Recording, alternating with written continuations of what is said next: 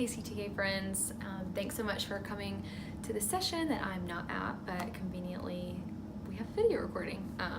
This is kind of weird, I'm just staring at a video, but today I'm going to be talking about behavior management for kids with special needs.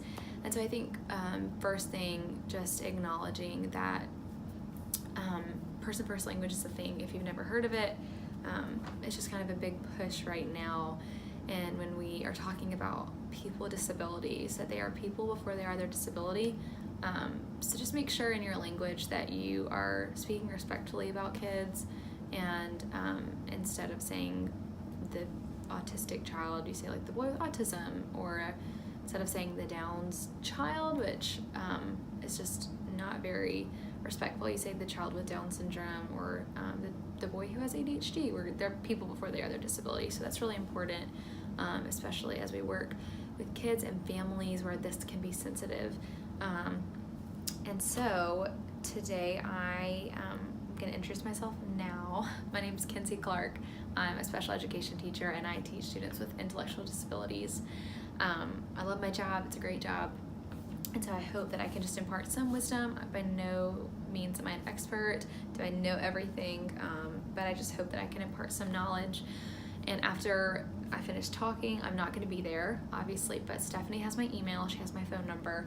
If you have any questions, if you want to text me, email me, I'm definitely willing to talk to you if you've had a hard Sunday after working with in the children's ministry. So just letting you know that I'm here for questions via those outlets, or if you see me at church on Sunday. So we'll just start really quick. All behavior has a function. So everyone does something to get something. A child cries so they can have food, or to tell you that they're tired. All behavior has a function, whether it's to get something or whether it's to avoid. So sometimes it's attention seeking or avoidance. So I think the first thing that you should think if a child starts to exhibit behaviors is the first thing I always think is, what's the function? What are they trying to say, to tell me, to indicate? What is that function? But a lot of times it's just deeper than I'm tired, I'm hungry. But those can also be things that definitely kids will act out behaviors because of what they're feeling. So behind a lot of that, the first thing I think when it comes to behaviors is making sure that you have structure in your classroom. Structure is really important, and Stephanie's done a great job now creating spaces that are defined. So a defined area where we're going to sit down, color, do our arts and crafts, eat, where we're going to sit down and listen to the story, where we're going to memorize, and having those areas be those distinct areas. Keeping the kids knowing this is where we color. We don't color on the ground, we color at the table. We don't read our story at the table, we read the story at the carpet. That's really important because a lot of kids who do have special needs or any type of disability need very clear and defined expectations. A lot of times chaos, nothing being defined is really overwhelming.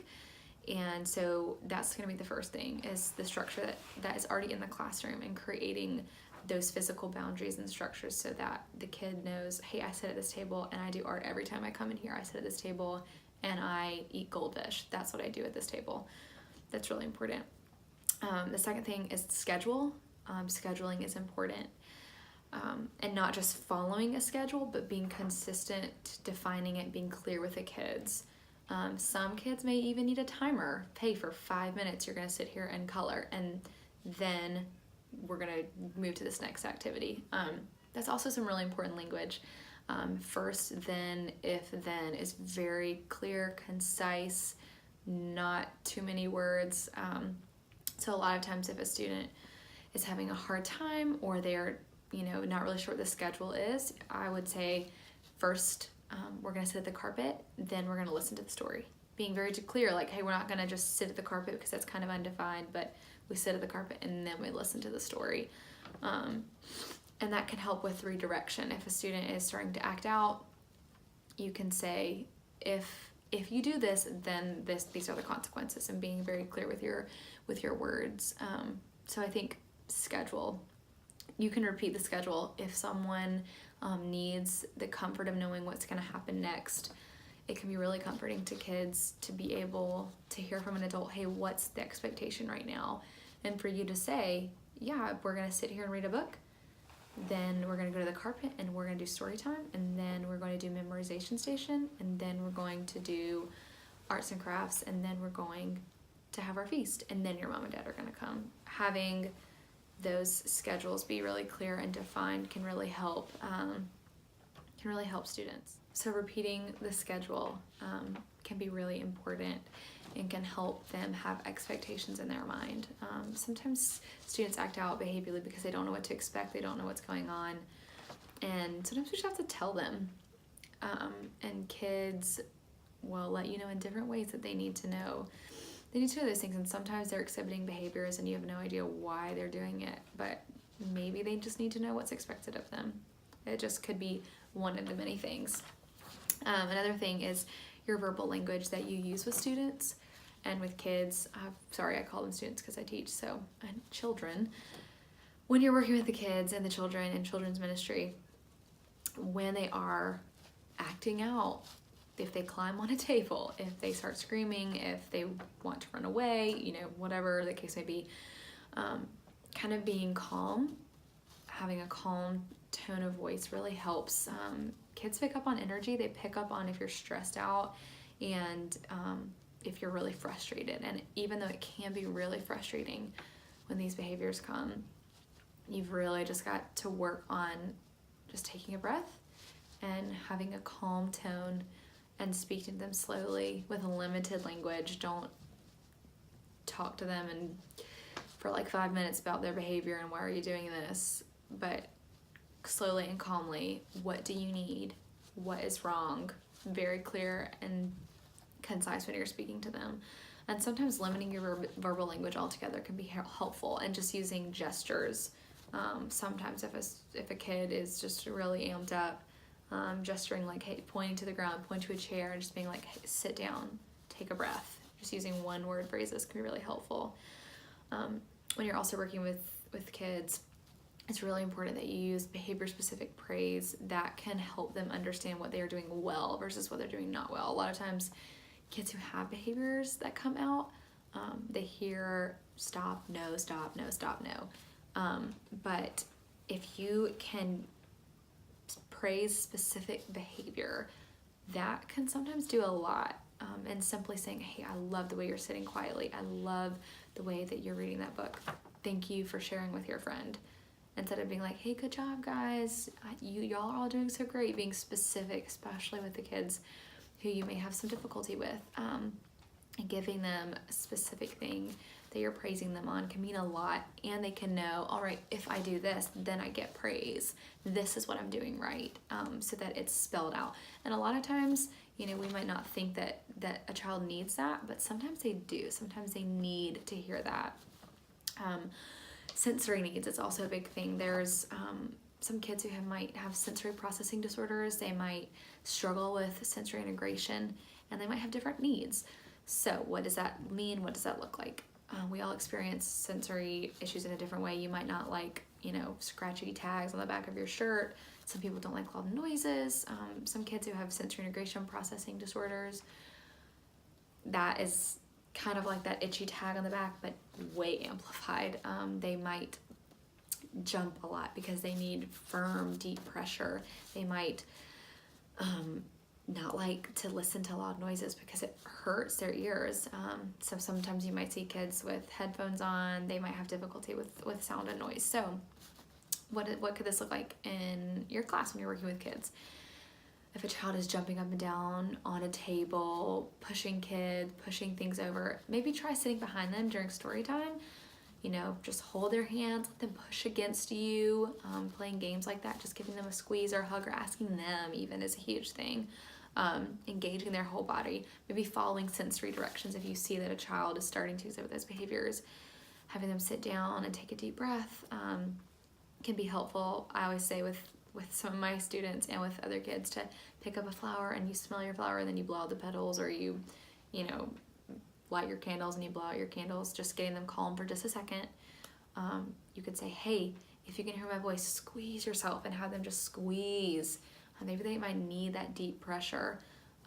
If you can engage them in that way and you see that's helping, maybe realize that, put that in your toolbox for later. Maybe even have them push their hands together.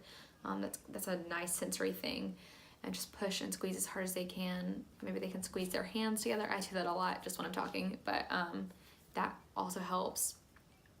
If you're comfortable with it, if you know the kid, if you know the kid's parents, you maybe could ask permission. Hey, when your child just really starts to exhibit these behaviors, is it okay if I give them a hug to see if that helps calm them down? Is it okay if I sit behind them and let their hands push against mine just to calm them down?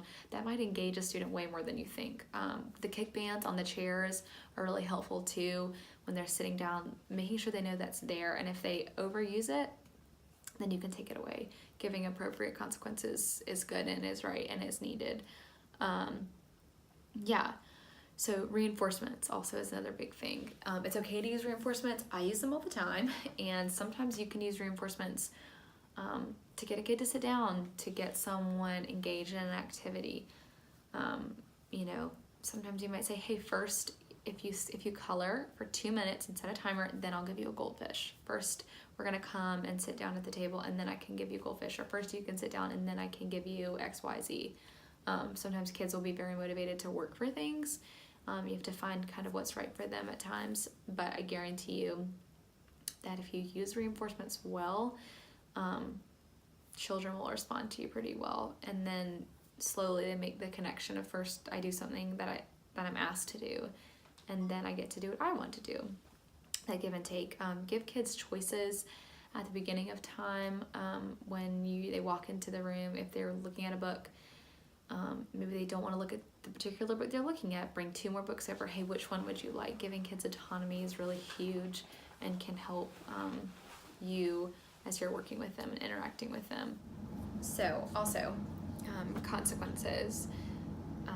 Giving reasonable, concrete consequences are good and right, but it's going to look different for every kid, for every situation, and so it's just kind of at your discretion to what you're going to take away. But let that be reasonable. That's something that you could definitely talk to Stephanie about more in detail. It's also good for you if you notice that a child may not know how to appropriately interact with other kids, or if they're doing something inappropriate, to teach them the appropriate way, to call out another child. I love the way that you are sharing. I love the way that you're talking with a quiet voice to each other. I love the way that you're keeping your hands to yourselves and showing kind of in praising other kids specifically, kind of what's appropriate, and then having them model it for them, interact it, show them different things. If there is a child who you may have more issues with, let them be near you, sit them near you, engage them. If they don't like to sit near another student, obviously you're not going to put 2 kids together. Just learn more about them, ask questions, ask their parents questions. We're not all in there for every day, so it's definitely a different situation than like my classroom setting. I learn about all my kids very quickly, but this is just over time, so it's important to ask questions to their family. The parents know them best, and so I think that's really important. Keeping the routine and the schedule is going to be very essential, and having that and being consistent. We're consistent with everyone who's teaching a class. If all of the teachers that come in there are consistent with the way they work through the schedule, that will help the kids. Just being consistent as possible as a team is going to be really helpful for the kids. A big thing is, like I just said earlier, your attitude, the way that you present yourself. If you're calm, if you're flustered, if you are upset, they will pick up on it. And just take a deep breath, reach out to Jesus, and ask the Lord to help you to just be still and remember that He's God, and that your hope is in Him and not in how this class goes with all these kids, or if someone jumps on a table or not. So your attitude's gonna be really important, the way that you interact with them. They're gonna feed off of you, and they're gonna pick up just the energy that you give off, how you're feeling and how your emotions are. So being calm and being collected is really important, and being firm when needed is really important too. Letting them know, changing your tone of voice can really indicate like, I'm being serious now and you need to listen. So just keeping that in mind. Just to recap real quick. All behavior has a function. Please use person-first language. Think about what is the function. Always think about that first. That's the beginning.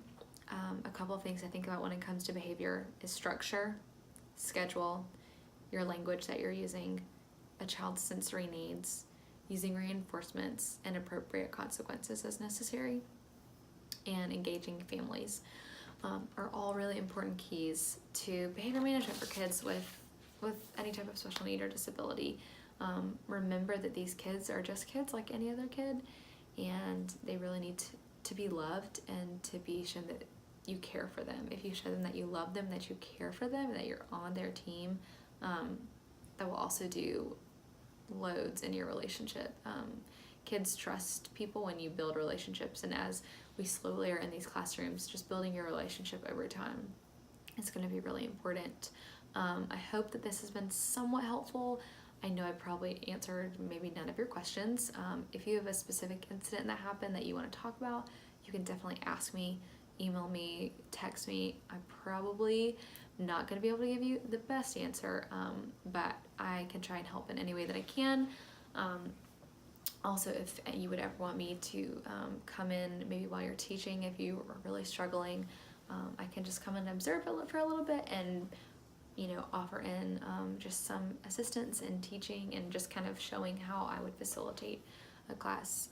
Once again, I'm no expert whatsoever, but I have some training and some experience, and I just hope that I can impart the wisdom and the way that the Lord has given me just these gifts to be able to share with you. I'm really thankful for. Like I said, I'm Kinsey Clark. If you have any questions, find me, email me, text me. Stephanie has all of my information, and I hope that you've enjoyed this session. Thanks.